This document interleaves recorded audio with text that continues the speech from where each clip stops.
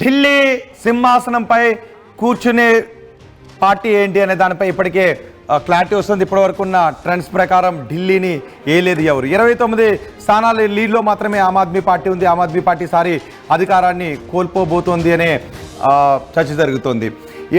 BJP 51 స్థానాల లీడ్లో మాత్రం కొనసాగుతుంది. బీజేపీ మనం చూస్తున్న 41 స్థానాల లీడ్లో బీజేపీ కొనసాగుతుంది. 20 స్థానాల లీడ్లో మాత్రమే ఆమ్ ఆద్మీ పార్టీ కొనసాగుతుంది.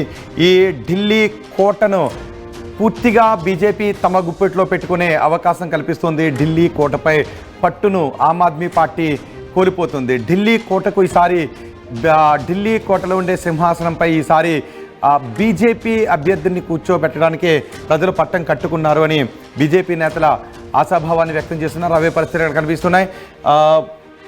ఢిల్లీ అసెంబ్లీలో అడుగు పెట్టాలంటే అధికార పార్టీగా ఢిల్లీ అసెంబ్లీలో అడుగు పెట్టాలంటే 36 స్థానాలను గెలుచుకోవాలి. మనం ఆర్టీవీ స్క్రీన్ పైన మీరు చూడొచ్చు.